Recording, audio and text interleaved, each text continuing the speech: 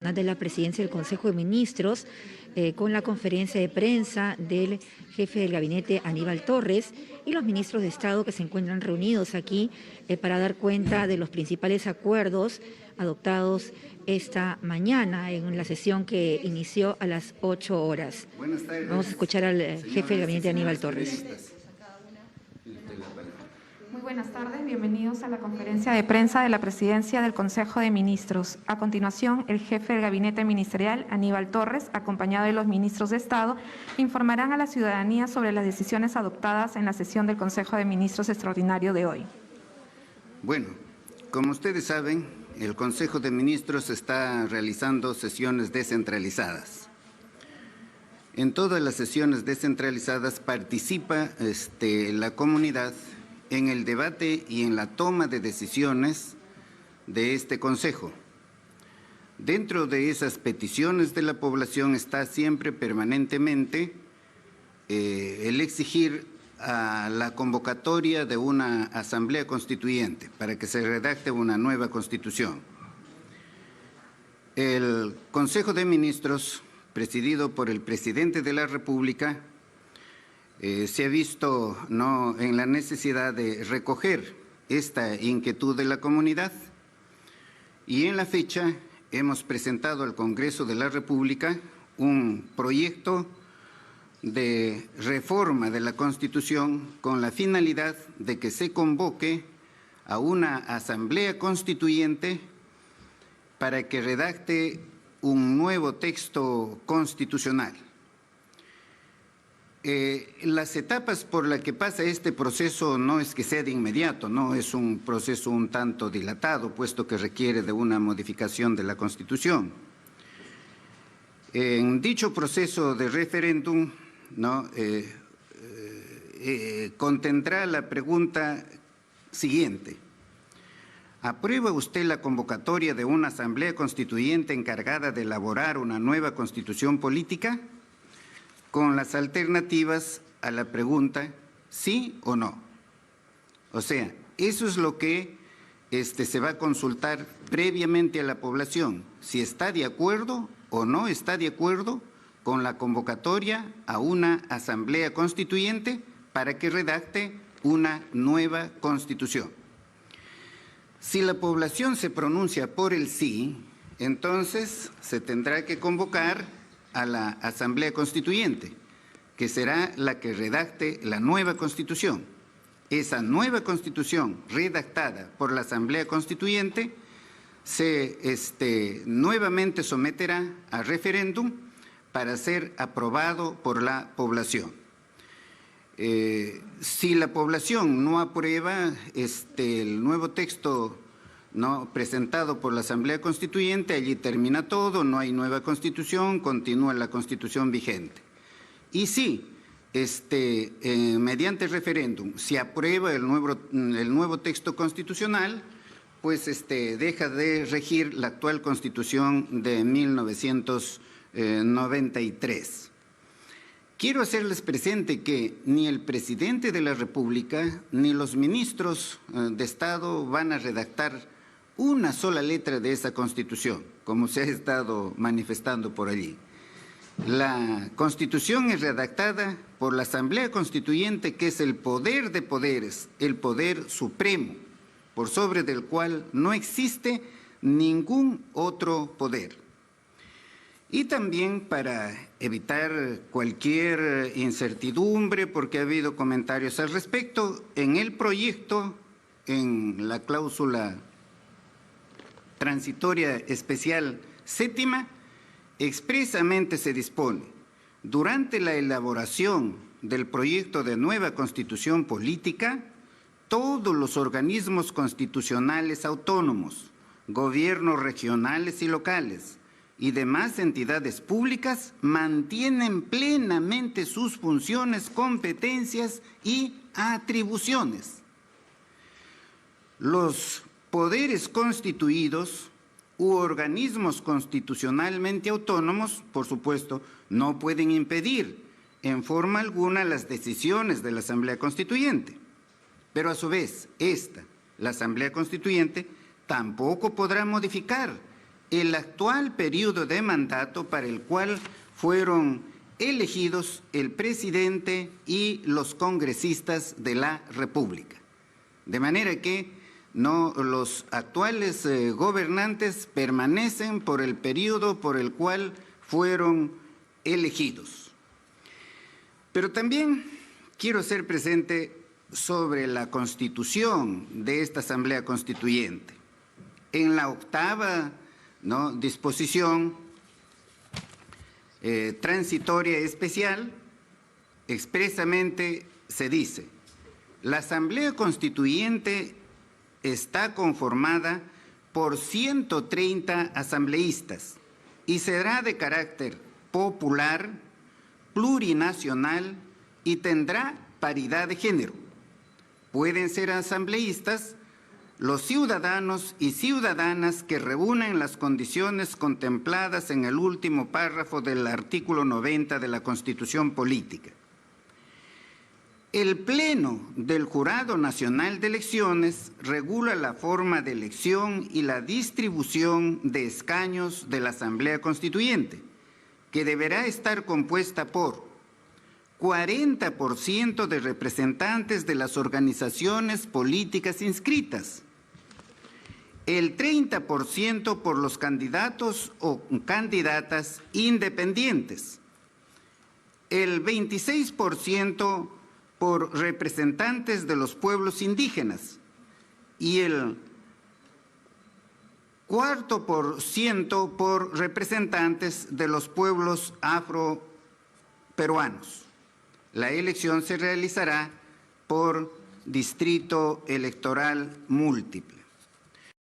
Ustedes podrán apreciar la dificilísima situación política que vivimos, la incertidumbre que vivimos no puede permanecer eternamente porque frena el desarrollo del país. Este sería un mecanismo mediante el cual se logra establecer esa estabilidad política que tanto ansiamos para que exista también estabilidad económica.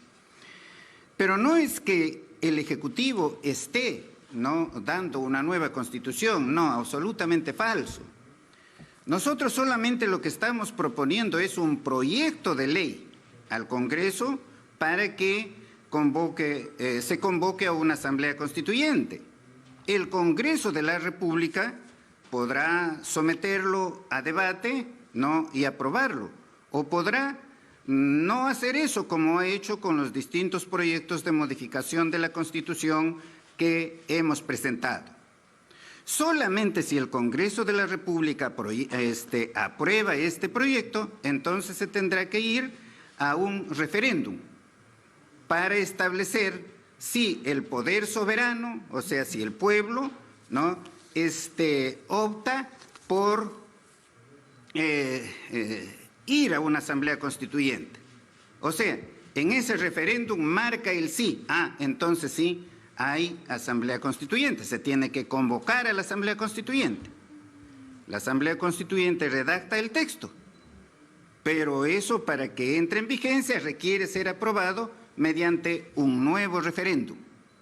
Solamente si es aprobado por el referéndum, entonces tendremos una nueva Constitución.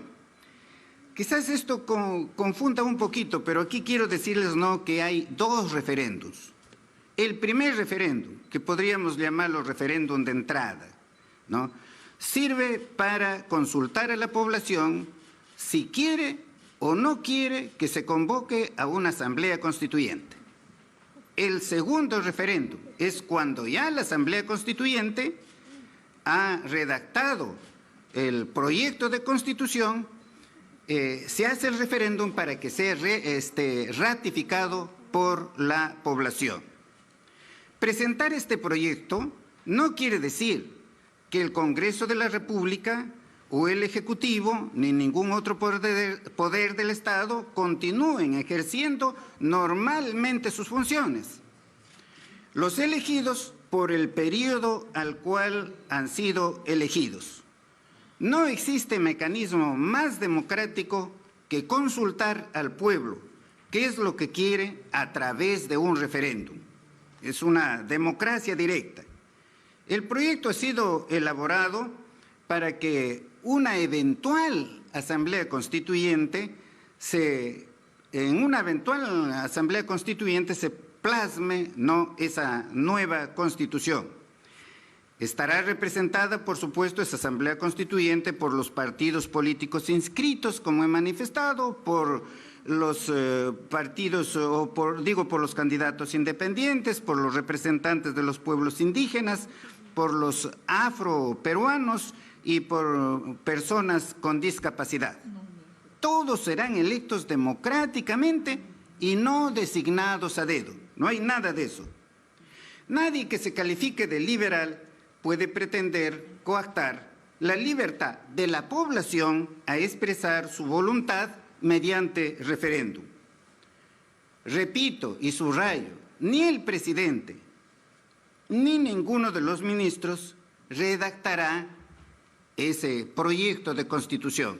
No redactará una línea, no escribirá una línea. Eso lo harán los asambleístas elegidos por el pueblo. De instalarse la Asamblea Constituyente, el actual Congreso continuará cumpliendo sus funciones. La instalación de una Asamblea Constituyente no implica el cierre del Congreso ni del Ejecutivo por el periodo para el cual han sido elegidos. No sé si hay alguna pregunta. A continuación se dará inicio a la ronda de preguntas. Les recordamos a los colegas que es una pregunta por medio. Iniciamos con la pregunta de Jorge Mármol de Latina.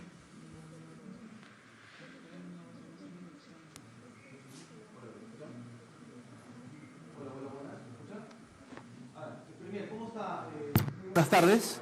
Ahí está. Usted como ministro de Justicia, también el presidente de la República, en algún periodo, ya hace algunas semanas, para ser muy puntual, usted el día 2 de marzo y el presidente el 4 de marzo, es decir, 2 días después, hablaron de que la conversación o la discusión de una Asamblea Nacional Constituyente no se iba a realizar. Es decir, era una discusión que no se iba a concretar. Incluso también anteriormente lo había dicho la ex premier, disculpen, Mirta Vázquez, el ex ministro de Economía, Pedro Franque. ¿Qué es lo que ha pasado en este interín? ¿Por qué ha sido el cambio? Además, sobre el tema también, si es que se ha consultado y hay consenso con otras bancadas. Y me permite una última consulta. Siempre el Ejecutivo, durante estos meses de gestión, esta es mi segunda pregunta, ha sostenido de que el Congreso busca la vacancia, pero hoy mismo también, desde el Congreso y la misma presidenta del Parlamento lo ha dicho, es de que el gobierno nunca ha querido conversar o nunca ha querido trabajar con el Congreso y que más bien ustedes desde un inicio han querido cerrar el Congreso. Esta es una afirmación que ha hecho hoy día la presidenta del Parlamento. ¿Cuáles serían sus respuestas? Gracias. Muy bien, voy a contestar y en forma muy clara. Durante la campaña, en el programa del presidente, en el programa político, estaba la Asamblea Constituyente. O sea, ofreció que se debe convocar a una Asamblea Constituyente. En cuanto juramenta el cargo, se convierte en presidente de todos los peruanos. Y se explicó allí y se hizo, porque somos consecuentes con lo que decimos y hacemos. No, nunca nosotros promovimos la Asamblea Constituyente. Teníamos que respetar la opinión de los que están a favor de la Asamblea Constituyente y de los que están en contra, porque el presidente es presidente de todos los peruanos. Hemos querido, por supuesto, trabajar conjuntamente con el Congreso, pero es de conocimiento público, independientemente de las opiniones que tengamos acá, es una realidad que desde el primer día se buscó la vacancia del presidente y se continúa con eso. Noche y día no se está con eso, con la vacancia presidencial. Y eso lo que genera es una incertidumbre política que trae gravísimas consecuencias en el desarrollo económico y en los otros aspectos de nuestra vida social. Y como decía, en estos congresos descentralizados que realizamos, la población lo primero que hace es pedir que se convoque a una asamblea constituyente. Y nosotros allí recogemos las peticiones de la población. Ya en el último Consejo Descentralizado en el Cusco, esto se acentuó. Ya no podemos seguir diciéndole a la población que no lo vamos a hacer o guardar silencio. La incertidumbre política continúa, ¿no? Y entonces por eso es que estamos presentando este proyecto de ley. Nosotros en ningún momento hemos buscado el cierre del Congreso, en ningún instante, ni aún en los momentos más difíciles. No obstante que la Constitución nos confiere, ¿no?, esa potestad, esa facultad, ese mecanismo está allí en la Constitución, pero no lo hemos utilizado en ningún instante. Aún cuando el presidente estaba a punto de ser vacado. Es cierto que lo hemos conversado, pero el presidente manifestó: yo soy demócrata, ¿no?, y es mejor que me cesen, pero no cerrar el Congreso. Y eso es lo que se ha hecho. Que han existido conversaciones, muchos de los ministros que hemos estado aquí hemos estado en una conversación allí en el Congreso, conjuntamente con la señora presidenta, y parece que todo iba, por supuesto, de acuerdo, pero terminó, ¿no?, esta conversación y ya momentos después, horas después, comenzaron las declaraciones atacando al Ejecutivo. Pero bien, esa es la situación, esa es nuestra realidad, no es de ahora, no es de hace meses, no, es ya de más de 5 años. Y esa incertidumbre política existe ya desde hace más de 5 años. Y el Perú no puede seguir viviendo en una situación así, hay que buscar una salida. Y hemos pensado, pues bien, la sociedad quiere asamblea constituyente, ¿no? Entonces estamos presentando el proyecto de ley al Congreso de la República. Repito, no es que nosotros estamos dando una asamblea constituyente, estamos presentando un proyecto de ley para que el Congreso no reforme la Constitución. Depende del Congreso, si quiere el Congreso no lo debate, lo aprueba, o si no quiere, lo archiva. Hemos presentado, repito, normas para modificar la Constitución, acabar con esta incertidumbre, acabar con la vacancia presidencial por permanente incapacidad moral y con la cuestión de confianza. No ha tenido respuesta hasta ahora, ninguna respuesta. Hemos presentado el proyecto para terminar con los monopolios y eso requiere de modificación de la Constitución, ¿no? Lo tienen ellos allí ese proyecto, no lo han debatido, ¿no? Bueno, es decisión del Congreso, ¿qué vamos a hacer? Seguido, la pregunta de Fidel Quevedo, de Expreso. Señor ministro, buenas tardes. La pregunta es, ¿por qué insistir en una asamblea constituyente cuando el Ejecutivo ni siquiera ha respondido a las interrogantes, a las citaciones de la Comisión de Fiscalización sobre el caso Zarratea? Y además, en todo caso, ¿por qué insistir en este proyecto cuando es improbable que el Congreso lo apruebe? Eso es todo. Sí. Miren, en cuanto a investigaciones, eso lo tiene a su cargo los organismos competentes. Nosotros no influimos para nada en los órganos que están encargados, ¿no?, de esas investigaciones. Por lo que menciona usted lo de Zarratea, no todo el mundo hemos visto quienes han concurrido allí. Un hogar particular donde ha concurrido el presidente, no a visitar a su familia, a tomar un almuerzo, qué sé yo, no es desconocido para nadie. Ninguno de nosotros, no, cuando nos visitan nuestros amigos, nuestra familia, no hacemos una relación de los que nos visitan o algo por el estilo. No hay nada de eso. La segunda parte, creo que vi una segunda parte en su pregunta.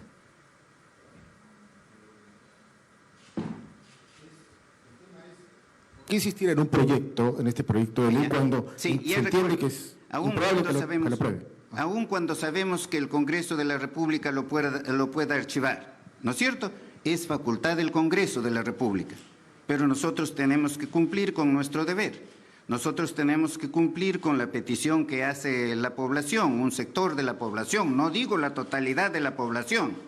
Y es más, yo le soy franco, ¿no? Yo soy honesto, conmigo mismo y con ustedes y con cualquier tercero.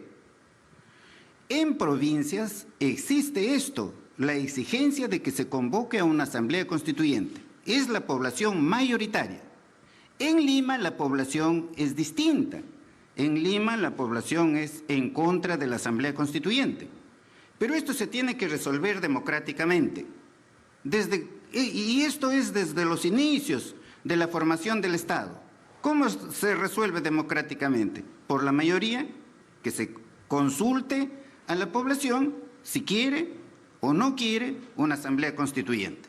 Y el pueblo decidirá, el poder soberano, no los poderes constituidos, que somos el Ejecutivo, el Legislativo, el Poder Judicial. Somos órganos constituidos, tenemos límites en nuestras facultades, ¿no? El poder constituyente, el poder soberano, el poder de poderes, el poder supremo no tiene límites. Ese poder supremo es toda la población.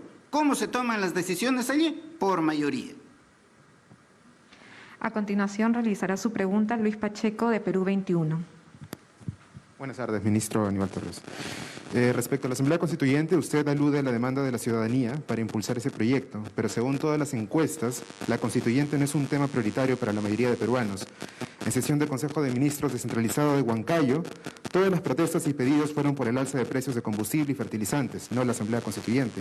En Cusco, la Asociación de Agencias de Turismo acusó al mandatario de manipular las protestas para anunciar referéndum y propiciar el cambio de constitución. Usted también alude a la inestabilidad política, pero en realidad eso sería causado por el constante cambio de ministros. Yo quisiera preguntarle si el proyecto de Asamblea Constituyente ha sido una indicación expresa de Vladimir Cerrón, quien estaría poniendo la agenda de gobierno, y si usted podría negar que hubo influencia o presión del secretario general de Perú Libre en impulsar ese proyecto. Gracias.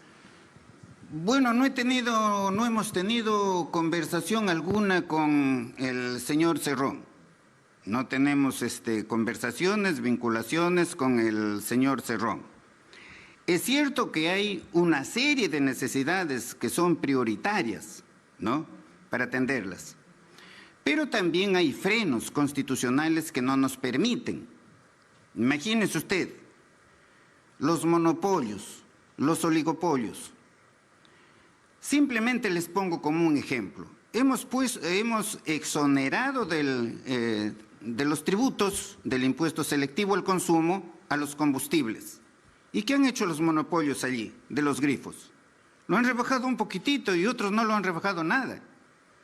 En una situación extraordinaria como la que vivimos, deberían rebajar el precio de los combustibles en la misma proporción del impuesto selectivo al consumo.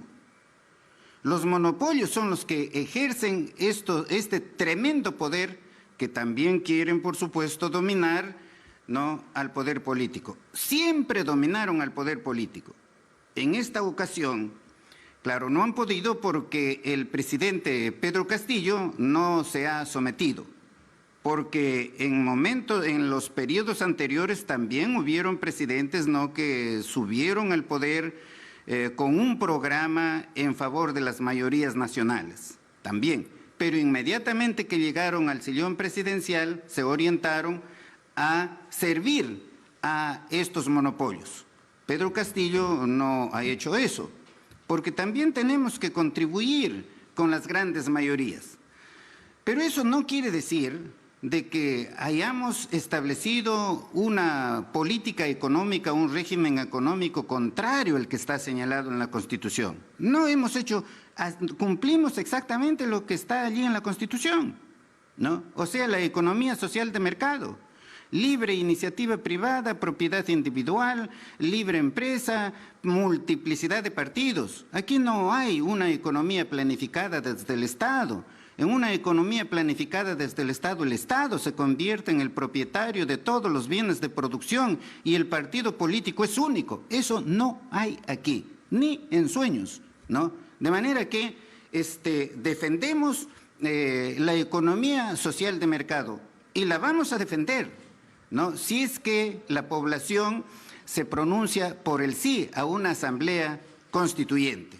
Lo vamos a defender, esa posición.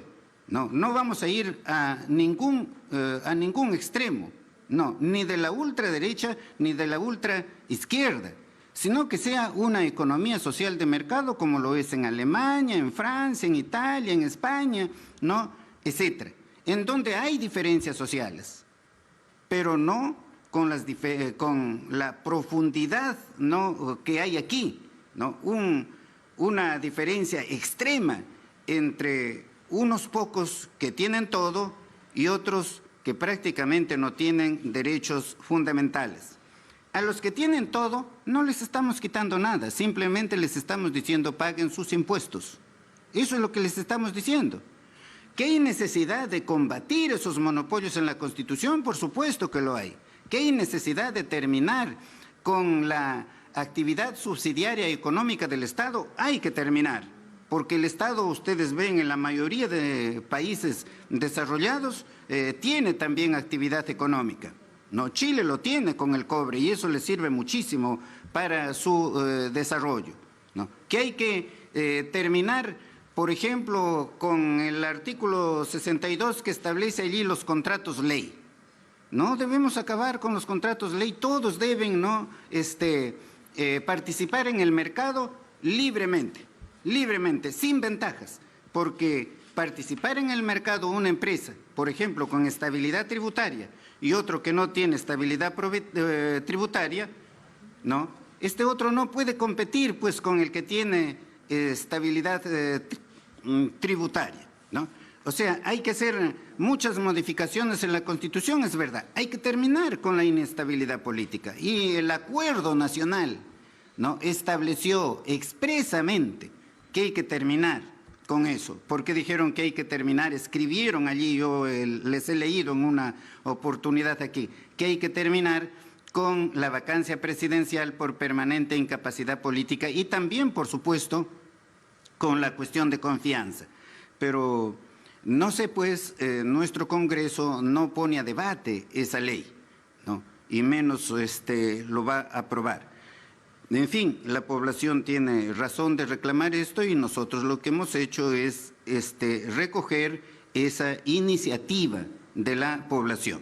Será el Congreso el que establezca, ¿no?, si nos vamos o no nos vamos a un referéndum para consultar a la población si la población quiere o no quiere asamblea constituyente.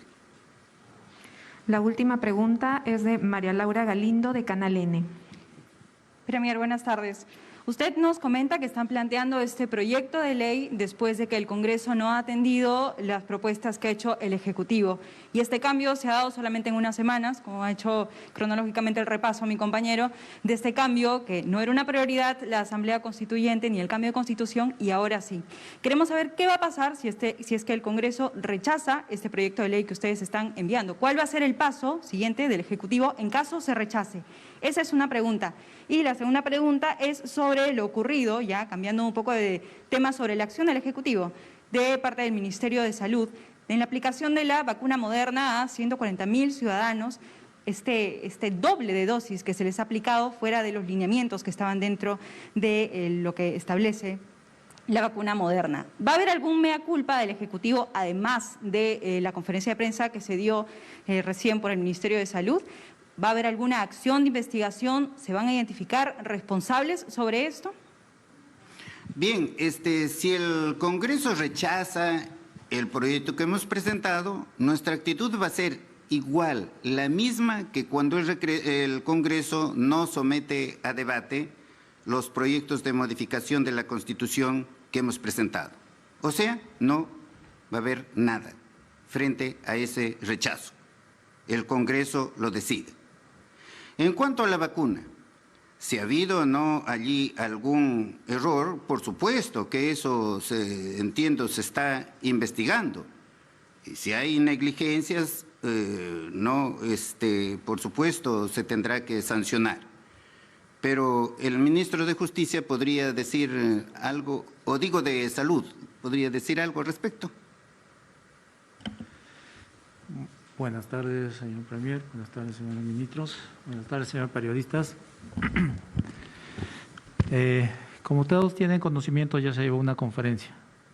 Se ha quedado claro que acá no hubo un error. No es solamente una palabra clave que ustedes tienen que recordar, y yo creo que como periodistas, muchos de ustedes saben la palabra en inglés, que es booster. Booster es un refuerzo, lo cual nosotros no estamos manejando ese esquema. Nosotros estamos generando un esquema, es cuarta dosis, no son dosis de refuerzo. Eso hay que tener presente, no es dosis de refuerzo, es cuarta dosis. Con eso yo creo que se quedan claras las cosas.